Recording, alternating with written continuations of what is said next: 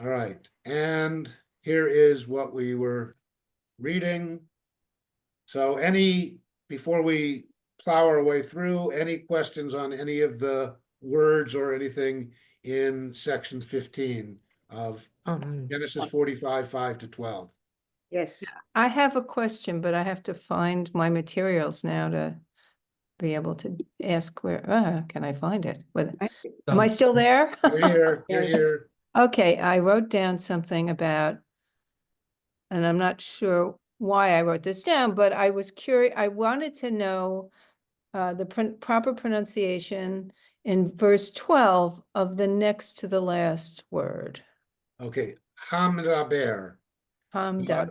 And when you're reading it quickly, so when you're reading it quickly, technically it's hamdaber, Yeah. but getting from the mem to the dalid, we often have to take a pause. Plus, midaber is the root word. So midaber is the word for speaking, present tense. Hamidaber then is the speaking. So the word we would pronounce as hamdaber, but when you're reading it quickly, you can't really tell the difference whether it was said hamdaber or hamadaber. And because the root is midaber and the ha is simply the definite article, we may actually say hamidaber just to emphasize the definite article versus the core word. It would confuse me a little bit was with my very perfunctory knowledge that I saw a consonant, an adjective, I mean, a vowel, a consonant, and then another. So that's why I just thought maybe it's just ham, da, bear. Right. And when you're saying That's, hamdaber quickly, often just going from the different parts of the mouth, hamdaber, we make that little pause within it just to get from the mid to the d. Yeah, okay. But reading slowly, you would read it. If you were reading, in the original, Vinyamin, Ki, Hamdaber, Ale. And eventually, as you start reading phrases, it would be Kifi Hamdaber Alechem. What's the difference between the word desert and Hamidaber? Because Midaber isn't that desert? No, Midbar is desert.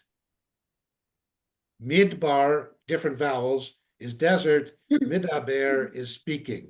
Okay, thank you. So, And thus you can have the midrash that I've sometimes used of we went from Mitzrayim, the narrow place, to the midbar where we could actually speak openly. interesting.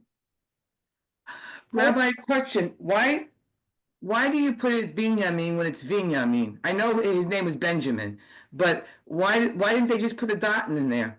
Because prior to that word in the phrase is Achi Vinyamin. Do you think that in ancient Hebrew, Can you finish that, what you're saying? So first? when you have a vowel before a consonant that is hard, the consonant softens. Oh, So for example, we have up here, lifaro, but if it were el paro. So it depends on what comes before it. So ra'av, pen, but if it were, say, ra'i, fen. Oh. yes. So it's achivin, and probably because when they were speaking back in ancient times, achi binyamin doesn't flow as readily oratorically as achi binyamin. Okay, but the people knew that it was really Benjamin, even though it came out as Binyamin. Right. Well, the ben and the bet and the vet are the same letter from a meaning standpoint. Okay, thank you. And just for example, the next one, ki fi. Ki because there's a consonant before it, fi because there's a vowel before it. So it would normally be P if the key wasn't there. Exactly. it's interesting to me that in Spanish, the V and the B are pronounced the same. Yes. Yes. And maybe there's some Hebrew speaking people who do the same or were. Well, in both directions. And actually, you'll notice that the shin and the sin are only separated by where the dot is up above. Mm-hmm. And there was a biblical dialect of Hebrew that pronounced the shin and the sin as the same. Mm. And there's actually a biblical story, a Tanakh story, of they were able to tell who were the infiltrators from that tribe by making them say a word where they had to say shibboleth versus sibboleth. Oh, oh. Interesting that the P and the F are just harder versions of the Yeah. of the V. same. So Yes, they any of the Dagesht letters that Dotted. change their sound are basically the same sound floating between the fricative and the plosive. not k, In verse 11, Vichil kal, Kilkalti. it's the same sound. The Chilchal T, yeah. And then the Taf in the Ashkenazic changes its pronunciation. If you look at, And in the I have- Yemenite, the Gimel and the Dalet change their pronunciation. And one more word that really threw me off when I was trying to practice is the word that comes after the pen in the third line up. Pen Tivaresh. It's tivaresh. where is There's a that? there's a lot packed into that word. There is a that lot kind of- packed into there. And it that's threw me that's off. the same the that we get when we have, for example, Vitsi Vanu, and the Vav has a dot in the middle of it.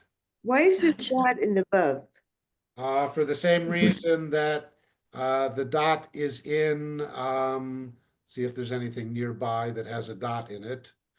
It doesn't change the pronunciation? No, it doesn't change the pronunciation, it changes the syllabification. Well, Ah, I was gonna say 2 words after So that. for example, way up here, Okay, there's a dot in the nun. where? You wouldn't get confused by that because the dot doesn't do anything to a nun. Right. Right. What, how do you say that word because of the dot? So the first syllable of Tivaresh, if you were to break it down into syllable boxes, But where's like in English we Tivaresh? used to diagram a sentence, you can actually diagram a word in Hebrew by breaking it up into syllable boxes. The Mhm. first syllable box would be But what word are we on? Can you show us the word we're on right now? Tivaresh. Oh, okay. The first syllable would be T, E, V. And then the second syllable would be V, A, R, V, A. And then the last syllable would be A, Sh. can you say that again? So the first syllable, you have to, and this gets into a much more finer point of grammar. You think of syllables as having 3 boxes. Every syllable has 3 boxes. Sometimes the box is a consonant and a vowel and a consonant. Sometimes the box is a consonant and the vowels fills up both boxes. And that's the difference between the ah here, which fills up 2 boxes, and the ah here that fills up 1 box. And the e here fills up 1 box, but the e here fills up 2 boxes. I don't So get it. I don't get it. It's all unnecessary for your reading fluency. All right, so let's move on. Can you pronounce the word? It's in verse 8. Okay, so let me just finish here. So Tivaresh, you know it's Tivaresh, not T-U, because the Taf already has a vowel. That's all you need to know. Right. Oh, Since the Taf has a vowel, the next thing you need is a consonant. I see. Okay. Thank you. Okay, so next question. Maybe it's the same. If you go to verse 8, on its 3rd line, second to the last, umoshel. Okay, exactly. So the mem needs a vowel, Mhm. and there's no vowel below, and there's no vowel after, so it must be the vowel that's the dot above. oh. How do we know that's not a misspelling? That you have But the two dots because are- my typos fortunately are relatively few and far between. How come why isn't there a vav making the O sound after Because the? remember, the O can be either, as in far O, just the dot above, Mhm. Like here. or the O can be the full vowel. And again, back to the explanation that you have no need for, is the O with a dot fills one box, the O with a vav below it fills two boxes. Hmm. Is it also because the root? What is the root? Mem. Mem Shin- shin lamed. What The only is reason that? that that one's confusing is because in far O, it's followed by a letter that has no use for a dot. Hmm. In Moshel, it's followed by a letter that also needs to have a dot. Some Hebrew fonts will actually put two dots there. Hmm. Hmm. Some Hebrew fonts only use the one dot for both. I think I'm asking a different question. If there was a particular root that was Mem Shin Lamed, Yes. I'm asking, then you wouldn't put a vav in after the Mem. But No, it would no. could The you vav also has nothing to do with the root. So why would it not have been written with after the Mem above with a dot, which would be Because because that's not the way it was written in the Torah scroll. And two, because if you needed the whole thing, it would probably be, for example, in the word moshlim. And then you'd have the vav with a dot.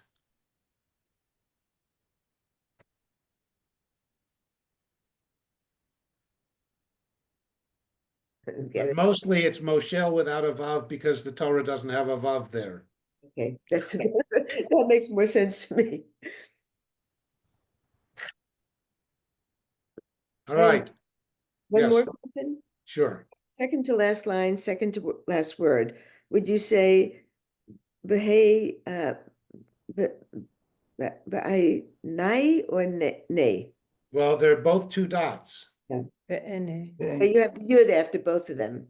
So, but remember, the two dots is what makes the A. The yud is just there for decoration, as far as So your it pronunciation doesn't is turn it concerned. into an I sound. No, the I is only when the vowel is an ah, Ah, I see. as in here. Here it's a lie because the vowel with the yud is the ah. Here it's a nay because the vowels are both a vowels, two dots. Thank you. All right, let's jump in. Yeah. So Joseph has revealed himself, and all of a sudden he's dismissed everybody, including the royal interpreter. And suddenly he's speaking Hebrew to them. And he has said to them, I am Joseph, your brother. How's Pops? And remember, we had two different ways in which he revealed himself, the red way and the blue way. But now we're back to the red story. He's revealed himself. Judah, remember in this story, Judah has been pleading on behalf of Benjamin. And all of a sudden now, Joseph, when he's speaking, stops talking just to Judah, who has approached him and who is standing in front of him, and now is talking to the collective set of brothers. And we know that because all of these statements that he's making are in the plural. So ve'ata, and now, al teatzvu va'al yichar be'enechem ki mechartem oti hena Ki limichya shalachani Elohim lifnechem. And now, al te'atzvu, do not be disturbed, troubled. Don't be quaking there and trembling.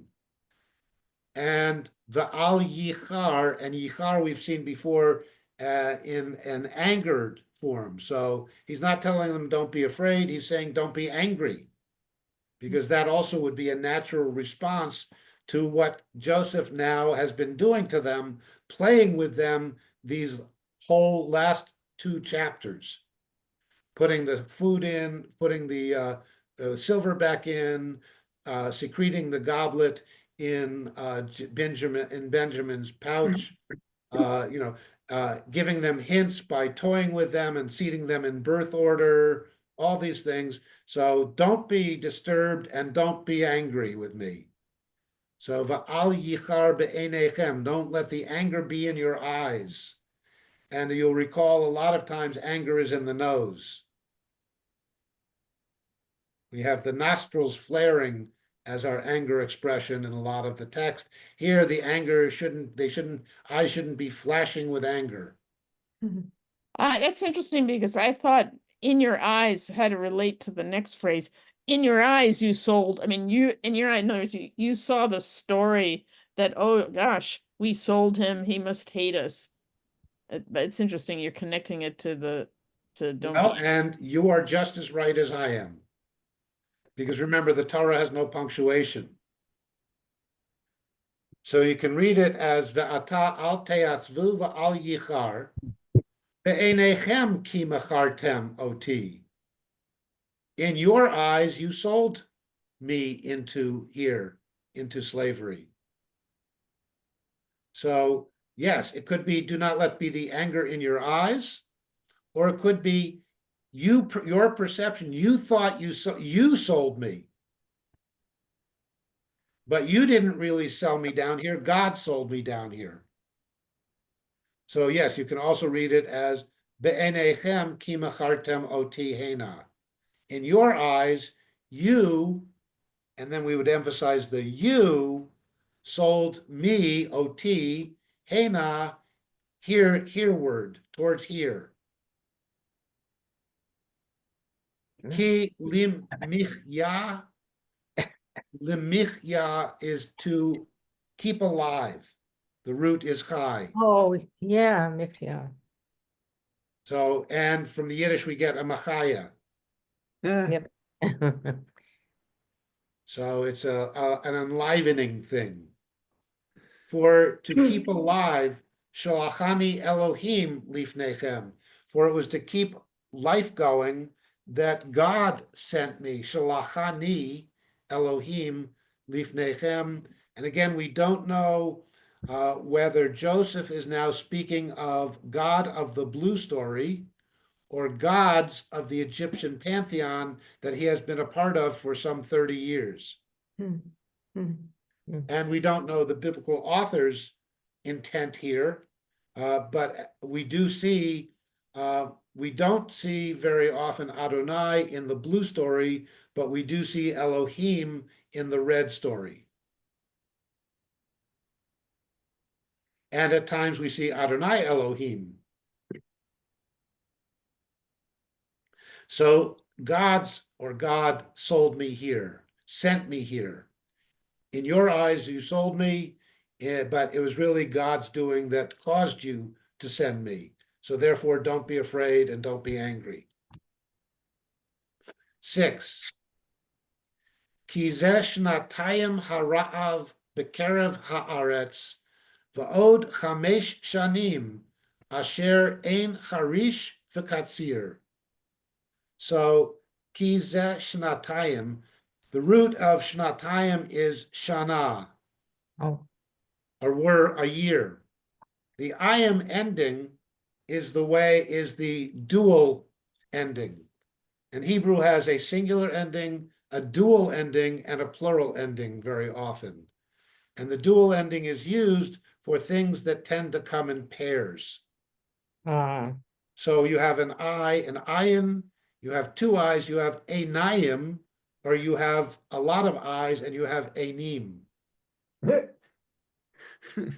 You have 1 ear is an ozen, 2 ears is oznayim, but if Mark Anthony is talking, it would be oznim, lend me your ears.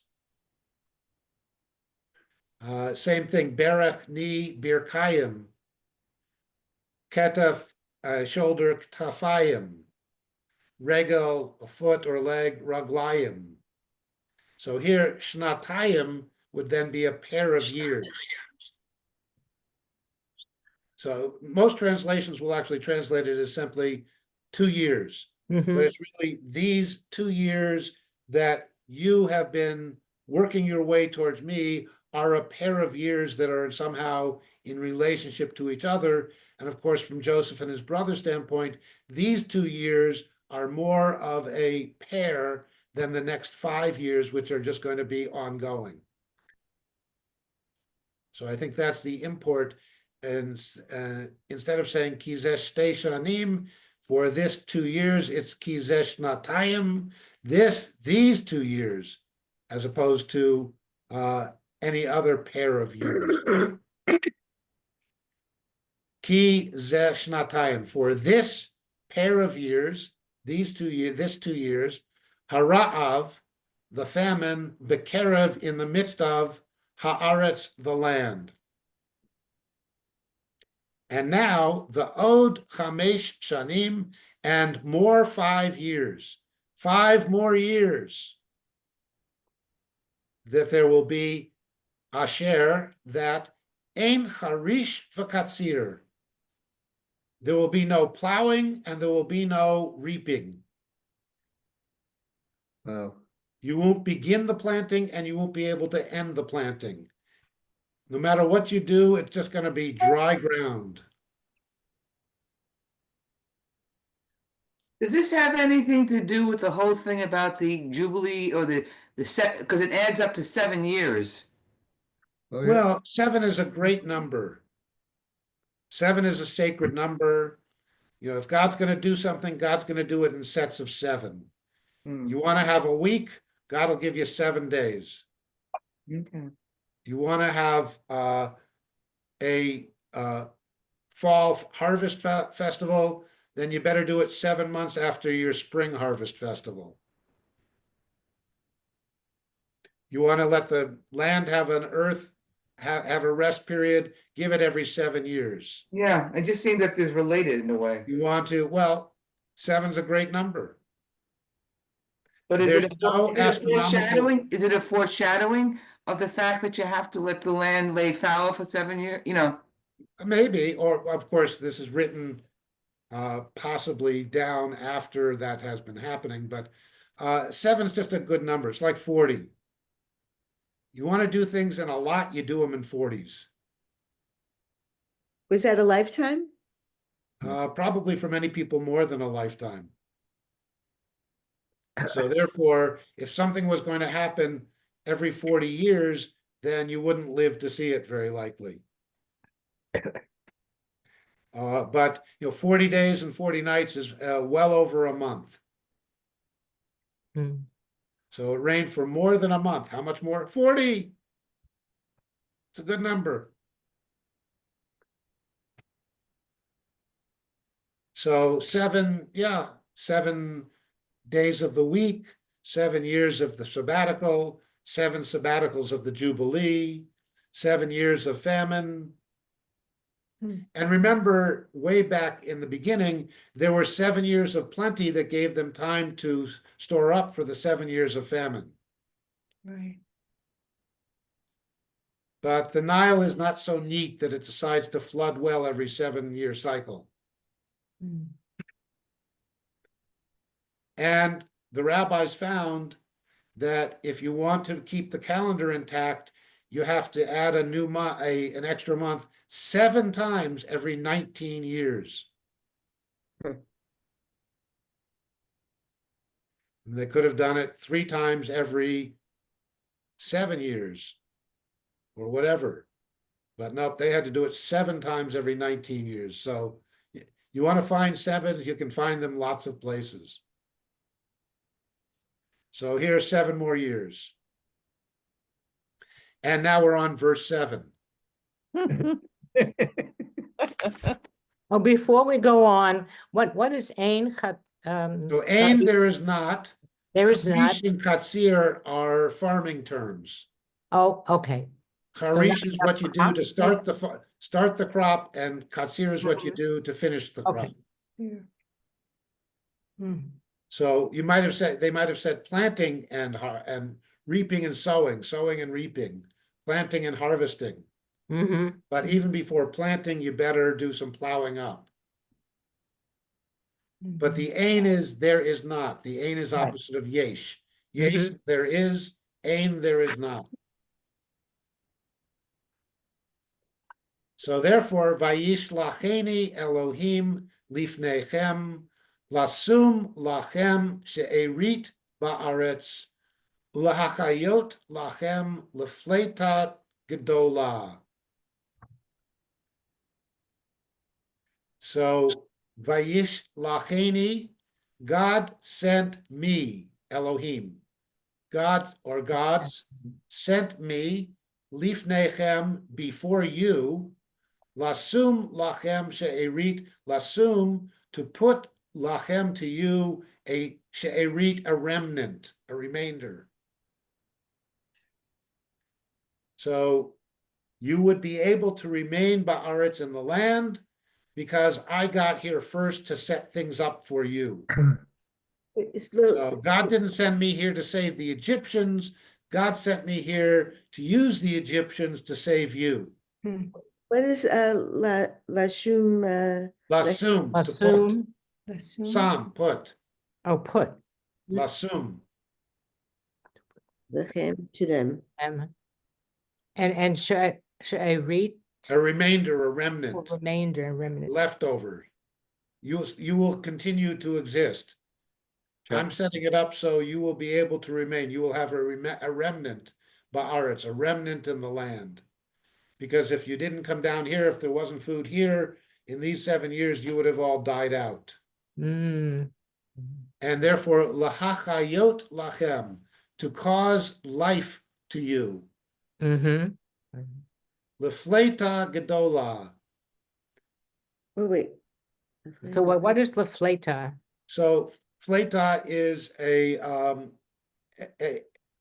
sustenance, Okay. a big deliverance. And we have that actually in our Birkat Mazon and other places. Whenever we're praying to God, we want God to give us pleta and chalkala. We want to give us a deliverance, a support, and we want to give God to give us chalkala, income or provisions or support, which we're also going to get here in the story. So I'm keeping you alive, and I'm causing. God gave me the power to give you lifleta to gedola, a big deliverance. Fortunately, nobody was playing banjo down in the midbar in their deliverance. 8. V'ata lo atem shilachtem oti hena ki ha'elohim v'yish yisimeni la'av lefar'o ula'adon l'chol beito u'moshel b'chol eretz Mitzrayim. So way back at 8, V'ata, again, and now. So he keeps saying to them, now, look. Stop trembling. Stop looking nervous against each other. Stop trying to be angry at me or angry at each other or anything else. Lo atem shilachtem. You did not send oti, me. So atem, you all, you plural. Shilachtem, you sent. So it wasn't you who sent me, Hena, down here. Ki ha-Elohim, because it was, again now, ha-Elohim, the gods. Or the God. Again, we can't know what the biblical author was thinking, conveying, or what the biblical audience of this story in its original form knew, or how monotheistic they were. But the idea that in the Adonai, the Yud-He, Vav-He story, Elohim keeps showing up, would seem to indicate that there was possibly a transition period from gods to God. So it was the gods. V'yisimeni, and put me. So this is now God or the gods, singular verb, but could be collective, could be the singular, the God. Yisimeni, the root sam, again, put. Mm-hmm. Yisimeni, put me, la'av l'faro, to father to Pharaoh. So I am here as God made me the father over Pharaoh. And in case you didn't get that, ula adon l'chol beito, and to master to all of his house. So, but these are not verbs, these are nouns. So, and since it is la'av rather than la'av, it's to a father rather than to the father. So God put me here to a father to Pharaoh, like a father to Pharaoh, and like a master to all of his house. So now Pharaoh, just between Joseph and his brothers, because there's no Egyptians in the room, is saying, look, Pharaoh thinks he's in charge of me, I'm really in charge of him.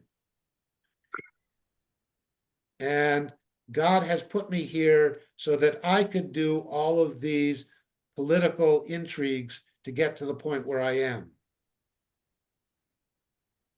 And umoshel b'chol eretz Mitzrayim, and to reign or rule over all of the land of Egypt. And moshel is the same word that we get memshelet, which is government. And way back in Genesis, humans were told to moshel, to rule over all creation. Does that have a relationship to his name, Moshe? No, Okay. Hmm. no, because it has a lamed at the end. So moshel. But this is divine government, divinely run government, so it's supposed to be an enlightened monarchy. 9. Maharu va'alu el avi va'amartem elav ko amar bincha Yosef samani Elohim la'adon l'chol Mitzrayim reda elai al ta'amod. So 9, maharu va'alu, hasten, hurry, you, plural. Alu, go up, you, plural. Imperative, plural. All right, what are you doing hanging around, letting me talk to you? Trembling and worrying and fearing. And get going, hurry up. Go up, El Avi, to my father. Notice not to Avinu, our father. Go to my father. The Amartem, you, plural, will say, a love to him, quote. So now I want you to take notes, set recording on your phones, whatever you need to do. I want you to say to him exactly these words. Say to him, Ko Amar Bincha Yosef, thus said your son Joseph. Samani Elohim, God put me, la'adon l'chol Mitzrayim, to a master to all of Egypt. Reda, come down, go down, imperative singular. So now you, Jacob, dad, you come down, a lie to me, al ta'amod, do not stand. In English, we might translate it as do not tarry. So again, this is all in now the singular second person and imperative. So why do you think he said by do not stand? I was a little confused by that. In other words, don't just hang around and stand there and try to decide, do I go, don't I go, what should I do? So just make a decision and come. Yeah, exactly. Don't stand around. That's why I said in English, A translator might translate it as do not tarry. Mhm. 10. V'yashavta ve'eretz Goshen v'hayita karov elai ata uvanecha uvnei vanecha v'tzoncha uvakarcha v'chol asher lach. And again, lach because it's a verbal punctuation statement. If it were in the middle of a phrase, kol asher lacha. But if we're ending the thought, it's v'chol asher lach. So v'yashavta, and you will dwell singular. So again, these are the words that the plural brothers, no spokesman being appointed by Joseph. Judah, who had been the spokesman, now has disappeared from this part of the story, and Joseph is speaking to everyone. And thus there might be a debate in the traditional understanding of this part of the story of, is this an Elohim story, which would be a Reuben and Ephraim story, or is this a Yud-He Vav-He story, in which case it would be a Judah story, and it's not clear here where this story may have originated. But the convention that I follow has this as part of the long-winded J story or Y story, the Judah story. But Judah now has been cut out of this part of the story once Joseph has taken over. And Joseph is now working directly through his brothers as a single entity with his father Yaakov. You will dwell the Eretz Goshen in the land of Goshen, the Hayita singular, you will be Karov Elai, near to me. So I'm going to set you up in the land right next door to where I keep my palace and my distribution center of all the grain for the next 5 years. And you will be near me, Ata, you, Uvanecha, and your sons, Uvenei Vanecha, and the sons of your sons, V'tzoncha, and your flocks, Uvakarcha, and your cattle, V'chol asher lach, and everything that you have. In other words, don't stand around, make a decision, get going, pack everything up, drive all the animals before you, don't leave anything behind, close up the house, put it out on realestate.com, and just move on down here. Call United Movers, pack it all up, and you will remember that he sent a whole bunch of moving trucks up there with him. So now verse 11, V'chilkalti otcha sham ki od chamesh shanim ra'av pen tivaresh ata uveitcha v'chol asher lach. So now chalkala is sustenance. V'chilkalti, I will sustain otcha, you, back to singular, because the boys are being told, the brothers are being told, these are exactly the words to say to dad.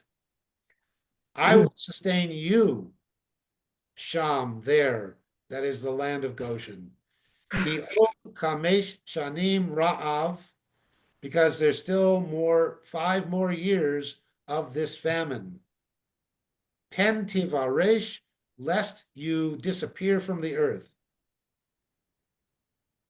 Ata, you, uveitcha, and your house, v'chol asher lach, and all that you have now. It's not even the boys and the grandsons, but it's your house, your household, everything that depends upon you, the head of this whole clan. Everything that depends on you will cease to exist, will disappear if I don't bring you down to this land and sustain you. This word tivaresh, you have it differently. What is it? What's the vowel? Tivaresh here, I said impoverish. Oh, impoverish. But what's the root? Varash. To impoverish, okay. Yeah, And his list. yeah, to declare bankruptcy. Okay. So it's, you're going to be wiped out. Your whole household, everything that you own will be wiped out in this famine. Hmm. Which is what, by the way, little teaser, Joseph is going to do to the Egyptians. Over the next 5 years, you're going to see Joseph, first they buy the food, then they have no more money. So then they sell their farming equipment, and then they sell their land, and then they sell themselves. And this Wow. would have happened to Jacob if he had stayed up in Canaan for the next 5 years. He would have been wiped out. Hmm. So tell Dad, make it sound really urgent.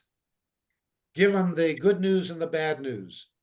The good news, Joseph is alive and in charge of everything and can save you all. The bad news is, if you don't believe the brothers, if you don't believe this, and you stay up there, you're going to be wiped out.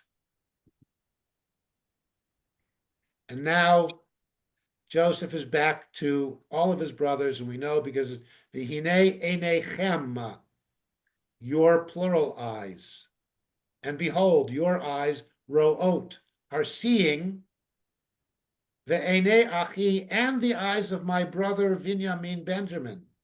So now he's speaking to all of his brothers collectively and to his brother Benjamin individually. So your eyes are seeing, and the eyes of my brother Benjamin are seeing, Kifi hamidaber aleichem, because in my mouth is the speaking to you. So I am you can see the validity of what I am saying would be the interpretive translation. For a look around, this doesn't look like a place that's going to become impoverished over the next 5 years with me in charge. So tell Dad it's all going to work out. Yeah, tough. Is it in Exodus where I think we read and then the Jews became slaves? I mean, how did that happen? Yep, that's in Exodus. But And- how did Yeah. that happen? Here it's because Joseph died and then a new ruler came, or That's what the Torah says. Mhm. The Torah in Exodus specifically says a new Pharaoh arose who did not know Joseph. Hmm. So therefore, a new administration, a new dynasty, a new form of leadership came into power in Egypt that had no connection and was not beholden to Joseph and to all these farmers, all these shepherds and flock herders and cattle drivers out on my east bank in Goshen. Sounds familiar. So they got their land back and everything back. Right? Well, that's way down in Exodus. Yeah, yeah. So a couple of years from now, we'll get that. When we're old and gray. Well, thank you, Rabbi Sam. All right, so Yes, this is what thank you're you. doing next week, Here it comes. what Thank you're you. practicing for next week I'm gonna do Is practice. number 16. is 16. Yes. Mhm. And again, we're back to all red. So v'higadatem la'avi, and now Joseph starts talking to them again. He's saying, hurry up, get up there. But meanwhile, wait a minute, I have a few more chapters to talk. Mhm, mhm. So v'higadatem la'avi, and you will say to my father. So we're going to continue. Joseph says, get going, hurry up, and say to him, oh yeah, by the way, also say to him, and say to him, and say to him. So that's what you're going to be reading for next week. Well, have a great week. Hopefully it's a better week than last week. Yes. Yes, let's hope. Always hope that.